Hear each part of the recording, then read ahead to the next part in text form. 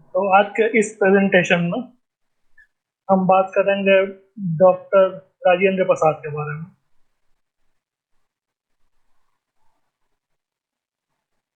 Doctor Rajendra Prasad, जिनका पूरा नाम राजेंद्र प्रसाद श्रीवास्तव था, उनका जन्म 3 दिसंबर 1884 को एक कायस्थ परिवार में हुआ था। इनके पिता श्री महादेव सहाय श्रीवास्तव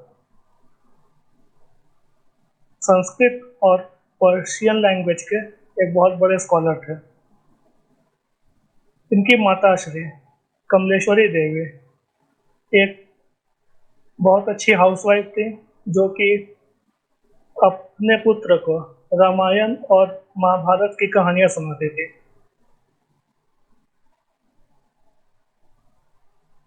अपनी प्रारंभिक शिक्षा पूरा करने के बाद राजेंद्र प्रसाद छपरा डिस्ट्रिक्ट स्कूल में उनकी आगे की पढ़ाई हुई।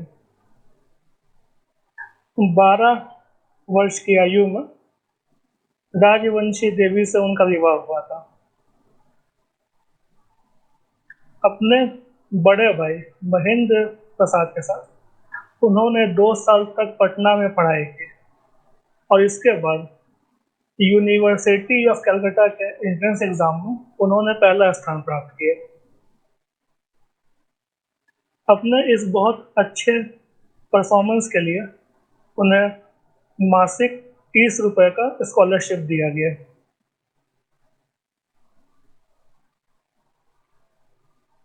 अब बात करते हैं उनके स्टूडेंट लाइफ के बारे में।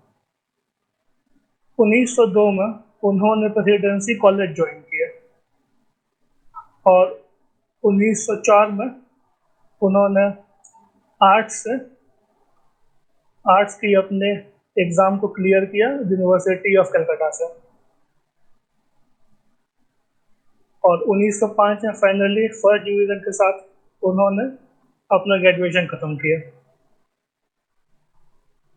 एक बार की बात है कि उनके बुद्धिमत्ता से प्रभावित होकर उनके एग्जाम के एक आंसर शीट में एक अंग्रेज या एक ब्रिटिश मैन ने लिखा था कि परीक्षा देने वाला कॉपी चेक करने वाले से बेहतर है, that is examinee is better than the examiner.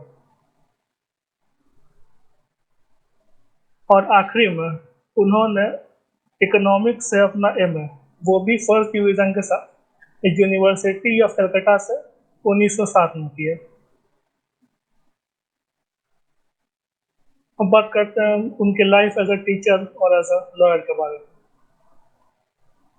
अपनी पढ़ाई पूरी करने के बाद उन्होंने एज अ इंग्लिश प्रोफेसर और बाद में उसी सेम कॉलेज में प्रिंसिपल बने, जो कि कॉलेज था लंगट सिंह कॉलेज मुजफ्फरपुर का।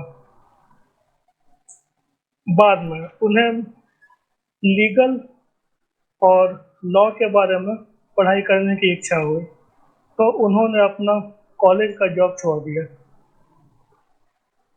1909 में जब वो अपने लॉ की पढ़ाई कलकत्ता में कर रहे थे, तो उस समय भी वो इकोनॉमिक्स के प्रोफेसर के तौर पर कलकत्ता सिटी कॉलेज में अपनी सेवाएं दे रहे थे।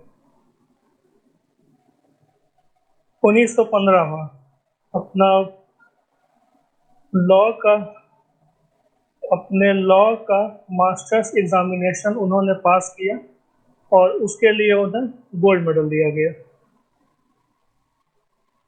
और इसी के जस्ट बाद 1916 में उन्होंने अपना लॉ का डॉक्टरेट इलाहाबाद यूनिवर्सिटी से किया और बिहार और उड़ीसा का हाई कोर्ट में उन्होंने अपना प्रैक्टिस करना स्टार्ट किया।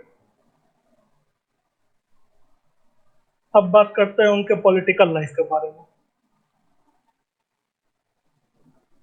बिहारी स्टूडेंट कॉन्फ्रेंस, जो कि 1906 में जिसकी स्थापना की गई थी, उसके फाउंडिंग में राजेंद्र प्रसाद का एक बहुत अहम भूमिका थी। और इसी बिहारी स्टूडेंट कॉन्फ्रेंस में से आगे के बहुत सारे फ्यूचर लीडर्स हमें प्राप्त हुए, जैसे अनुग्रह नारायण सिन्हा और कृष्ण सिंह। उन्होंने 1911 में इंडियन नेशनल कांग्रेस को फॉर्मली ज्वाइन किया।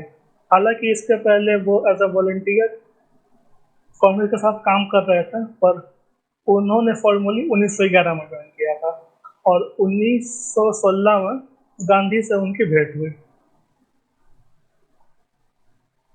जब नॉन कॉर्पोरेशन मूवमेंट स्टार्ट हुआ तो वो इससे इतने प्रभावित हुए कि उन्होंने अपना सारा लीगल प्रैक्टिस और किसी भी यूनिवर्सिटी में उनके पास जो भी पोस्ट था, उन्होंने वो सभी पोस्ट त्याग दिए और अपना, ताकि वो मूवमेंट में अपना पूरा समर्थन दे सके।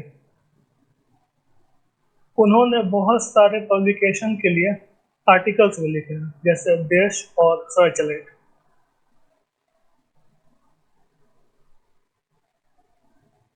1914 में जो बिहार और बंगाल का फ्लड था, उससे अफेक्टेड लोगों को हेल्प करने में वो बहुत आगे थे।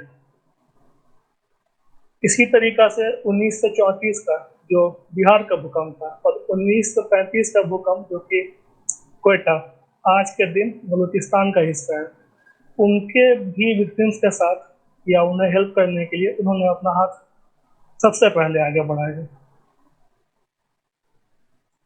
1934 में उन्हें इंडियन नेशनल कांग्रेस का प्रेसिडेंट इलेक्ट किया गया। इसके बाद जब सुभाष चंद्र बोस ने 1939 में आईएनसी के प्रेसिडेंट के पद से रिजाइन किया, तो उसके बाद फिर से राजेंद्र प्रसाद ने ही आईएनसी के प्रेसिडेंट के पोस्ट को संभाला था।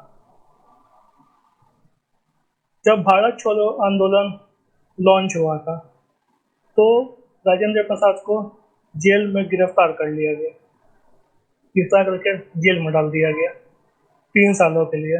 और इस 3 साल के दौरान पहले उन्हें सदाकत आश्रम, जो कि पटना में उनका अपना एक घर है, और उसके बाद बांकीपुर सेंट्रल जेल में उन्हें रखा गया। अब हम बात करेंगे कि भारत के आज़ादी के बाद उनका क्या क्या कंट्रीब्यूशन रहा देश के लिए। तो जब इंटरिम गवर्नमेंट फॉर्म हुई थी तो फूड और एग्रीकल्चर डिपार्टमेंट की देखरेख उनके पास में थी। इसके बाद 1946 में जब कॉन्स्टिट्यूएंट असेंबली का इलेक्शन हुआ तो उसके प्रेसिडेंट राजेंद्र प्रसाद को चुना गया और फाइनली जब भारत आज़ाद हो गया और जो हमारा संविधान है वो भी अपना काम करने लगा या वो इनेक्ट हो गया, तो इसके बाद भारत के पहले प्रेसिडेंट राष्ट्रपति राजेंद्र प्रसाद बने और इस पोस्ट पे वो 1950 से 1962 तक रहे। वो ऐसे एकमात्र प्रेसिडेंट हैं जिन्होंने इस पोस्ट पर लगातार 3 टर्म तक काम किया है। और अब उनके जीवन के आखिरी अध्याय के बारे में। 11 मई 1951 को भारी विरोध के बाद भी उन्होंने सोमनाथ मंदिर के प्राण प्रतिष्ठा का जो प्रोग्राम था उसमें उन्होंने भाग लिया और दुनिया भर के जगह जगह के जो देश है वो हर जगह गए घूमे, ताकि भारत के जो डिप्लोमेटिक रिलेशन है वो सभी देशों के साथ स्थापित हो सके। 1962 में उन्होंने एक्टिव पॉलिटिक्स से अपना संन्यास ले लिया और वापस पटना आ गए। उसी साल उन्हें भारत रत्न भी दिया गया, जो कि भारत का हाईएस्ट सिविलियन ऑनर है। 28 फरवरी 1963 जब उनकी आयु 78 वर्ष की थी, उस समय उनका देहांत हो गया। राजेंद्र स्मृति संग्रहालय जो कि पटना में स्थापित है, वो राजेंद्र प्रसाद के लिए ही डेडिकेटेड है और वहाँ पे उनसे जुड़ी हुई किताबें, पुस्तक और तरह तरह के सामान पब्लिक डिस्प्ले के लिए रखे हुए हैं। इस प्रेजेंटेशन को देखने के लिए आपका बहुत बहुत धन्यवाद।